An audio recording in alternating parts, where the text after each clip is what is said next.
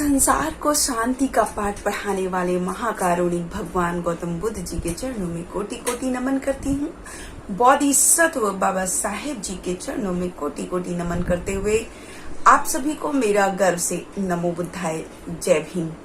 साथियों, जैसा कि आप सब जानते हैं कि बुद्ध और उनके धम्म की एक सीरीज चल रही है एसएम न्यूज पर, जो कि बाबा साहेब जी के द्वारा लिखित एक ग्रंथ है। क्योंकि बाबा साहेब जी ने जो बुद्ध से संबंधित जितने भी ग्रंथ थे, त्रिपिटक, तो उन सभी का डीपली अध्ययन किया था और बाबा साहेब ने बुद्ध के धम्म को बहुत ज्यादा डीपली पढ़ा था। तब जाकर उन्होंने उन सब का जो है निष्कर्ष कह सकते हैं कि उन सारे ग्रंथों का निष्कर्ष बाबा साहब ने इस तथागत बुद्ध और उनके धम्म में लिखा। तो आज का जो हमारा विषय है, इस तीसरे खंड में हम ये जानेंगे कि तथागत बुद्ध का धम्म क्या है और उनकी शिक्षाएं क्या थी और लोग उनके धम्म के बारे में क्या सोचते थे। तो आज का हमारा जो विषय है वो है कि तथागत बुद्ध ने अपने धम्म में अपने स्थान का कोई दावा नहीं किया, यानी कि उन्होंने अपने लिए कोई विशेष स्थान अपने धम्म में नहीं रखा। तो मैं आपको बताना चाहूंगी कि बाबा साहेब ने जब सभी को पढ़ा, यानी कि उन्होंने बुद्ध के धम्म को पढ़ा, उन्होंने इस्लाम धर्म को पढ़ा, उन्होंने ईसाई धर्म को पढ़ा, उन्होंने सभी को पढ़ा, तो तब उन्होंने ये लिखा कि सभी ने अपने आप को ईश्वर का पुत्र बताया, सभी ने अपने आप को जो है उसका खुदा का पैगंबर बताया। जैसे कि अगर ईसा मसीही की बात करते हैं तो ईसाईयत के लिए उन्होंने अपने आप को ये दावा किया कि वो परमेश्वर के पुत्र हैं और उन्होंने ये कहा कि अगर किसी इंसान को मुक्ति चाहिए, यानी कि किसी इंसान को मुक्ति पानी है, तो उसको मुक्ति तभी मिलेगी जब वो दो बातों पर यकीन करेगा। एक तो कि वो जो है ईश्वर के पुत्र हैं, परमेश्वर के पुत्र हैं, और दूसरा कि वो इसमें विश्वास करे कि वो ईश्वर के पुत्र है, तभी उनको मुक्ति मिलेगी। ऐसा उन्होंने अपने आवश्यक शर्तें ये रखी। ऐसा ही हजरत मोहम्मद साहब ने भी यही शर्तें रखी कि उन्होंने भी ये चीज का दावा किया कि वो खुदा के पैगंबर हैं। उन्होंने कहा कि उनके लिए भी यही कि अगर किसी को मुस्लिम धर्म में या मतलब किसी को भी अगर निजात चाहिए, यानी कि मुक्ति चाहिए, तो उसको ये मानना पड़ेगा कि मैं उसका खुदा का पैगंबर हूँ, और दूसरी बात ये माननी पड़ेगी मैं ही आखिरी पैगंबर हूँ, यानी कि खुदा का मैं आखिरी पैगंबर हूँ। इस बात को मानना पड़ेगा। जिस भी लोगों ने इन दोनों आवश्यक शर्तों को मान लिया तो उसको तभी वो निजात मिल सकती है, यानी कि तभी वो मुक्ति पा सकते हैं। तो ऐसे इन लोगों ने अपने आप का एक विशेष स्थान रखा और उन्होंने ईसाई धर्म में अपने लिए विशेष स्थान बना लिया और हजरत मोहम्मद साहब ने अपने लिए स्थान बना लिया। लेकिन तथागत बुद्ध ने ऐसा अपने लिए कोई विशेष स्थान नहीं रखा। उन्होंने ये नहीं कहा कि मुक्ति पाने के लिए उन्होंने कभी अपने स्थान का दावा नहीं किया, बल्कि वो सिर्फ अपने आप को राजा शुद्धोधन का और महामाया का पुत्र ही, एक स्वाभाविक पुत्र ही उन्होंने अपने आप को बताया। तो इस तरह से कभी भी तथागत बुद्ध ने अपने लिए विशेष स्थान नहीं रखा। तो एक बार की बात है कि ऐसा ज्ञात है कि जब तथागत बुद्ध का महापरिनिर्वाण हो गया था तो राजगृह में एक बौद्ध संगति रखी।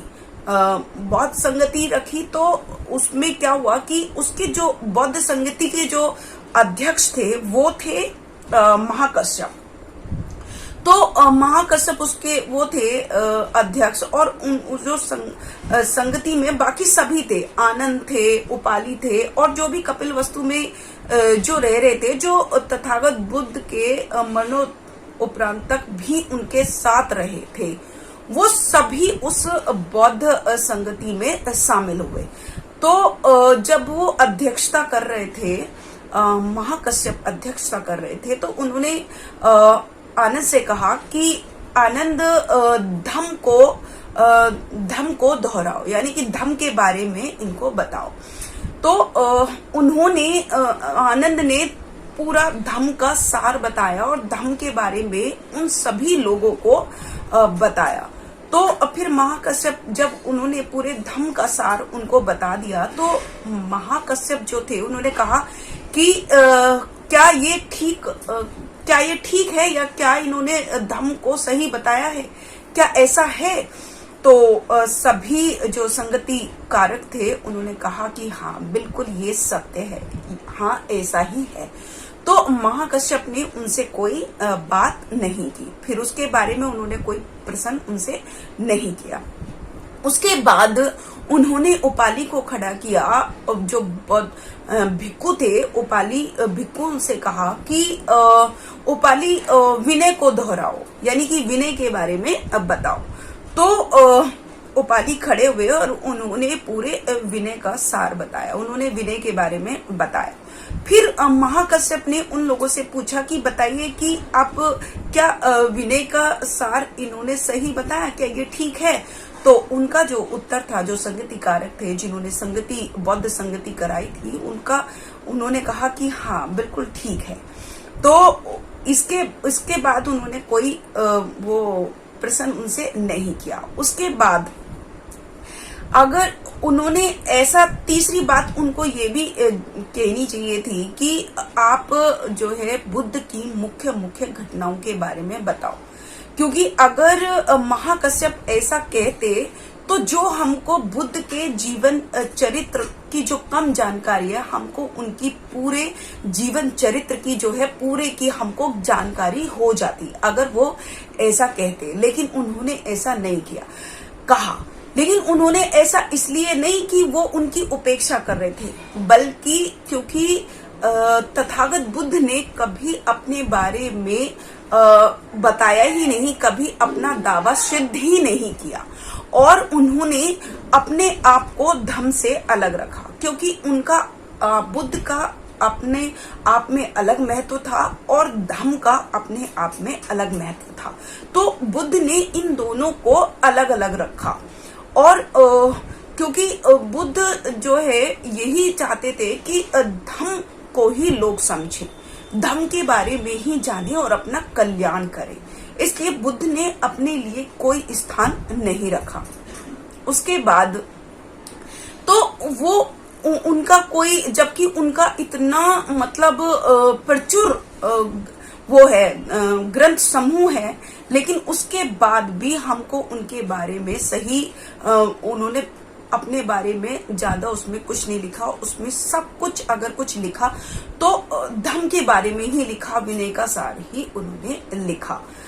तो क्योंकि इसका एक और कारण हम जान सकते हैं, क्योंकि बुद्ध जो थे उनको कई बार उनके उपासकों ने कहा कि आप अपने धम का जो है उत्तराधिकारी बना लीजिए, लेकिन तथागत बुद्ध ने ये अस्वीकार कर दिया। कई बार उनके अनुयायियों ने उनसे निवेदन किया कि आप धम का उत्तराधिकारी बना दीजिए, लेकिन बुद्ध हर बार स्वीकार करते थे। वो कहते थे कि धम के सिद्धांत को स्वतंत्र रूप से होना चाहिए, अपने ऊपर निर्भर होना चाहिए, वो कभी भी किसी व्यक्ति के अधिकार पर निर्भर नहीं होना चाहिए, क्योंकि धम का जो धर्म को स्वतंत्र होना चाहिए। उन्होंने ये कहा कि अगर धर्म के जो है संस्थापक बनते जाएंगे तो लोग उनके नाम ही रटते रहेंगे, फिर तो वो धर्म ही नहीं है। तो धर्म को स्वतंत्र होना चाहिए, धर्म के रूप से ही जाना जाना चाहिए, उसका कोई भी उत्तराधिकारी नहीं होना चाहिए, वो स्वयं उत्तराधिकार होना चाहिए। धम्म के सिद्धांत को स्वयं ही उत्तराधिकार होना चाहिए धम्म का। तो ऐसा तथागत बुद्ध कहते थे और तथागत बुद्ध ने यही कहा, इसीलिए उन्होंने अपने लिए कभी भी सेपरेट स्थान या अपने किसी भी विशेष स्थान का दावा अपने धम्म में नहीं किया, क्योंकि वो धम्म को ही स्वतंत्र रखना चाहते थे, उसको आत्मनिर्भर ही रखना चाहते थे। तो क्योंकि बुद्ध जो थे वो हमेशा ये चाहते थे कि लोगों की मुक्ति का मार्ग जो है वो स्वयं खोज सकते हैं और सत्य को जानकर और धम्म को जानकर वो सभी दुखों से मुक्ति पा सकते हैं। और उनको मुक्ति पाने के लिए किसी की अर्चना, किसी की पूजा पाठ करने की कोई जरूरत नहीं है। अपने कर्मों से और मैत्री भाव से, करुणा भाव से ही वो मुक्ति पा सकते हैं, कुशल कार्यों से ही वो मुक्ति पा सकते हैं। तो ऐसा तथागत बुद्ध ने बताया और बाबा साहेब ने एक एक चीज उनके बारे में लिखी है, डीपली उन्होंने जाना है और अब वो बताएंगे। हम आगे के भाग में जानेंगे कि बुद्ध के धम्म की शिक्षाएं क्या हैं और बुद्ध का धम्म क्या है। तो इसी के साथ आज का हमारा जो चैप्टर है वो यहीं समाप्त होता है। कल फिर से एक नए चैप्टर के साथ आपके सामने उपस्थित होंगी। तब तक के लिए मैं शकुन बौद्ध अपनी वाणी को विराम देती हूँ। आप सभी को मेरा गर्व से नमो बुद्धाय, जय भीम। अगर आपने अभी तक हमारा चैनल सब्सक्राइब नहीं किया है तो सब्सक्राइब करें और घंटी का बटन बिल्कुल भी दबाना ना भूलें, ताकि सभी लेटेस्ट खबरें पहुंच सकें आप पे सबसे पहले।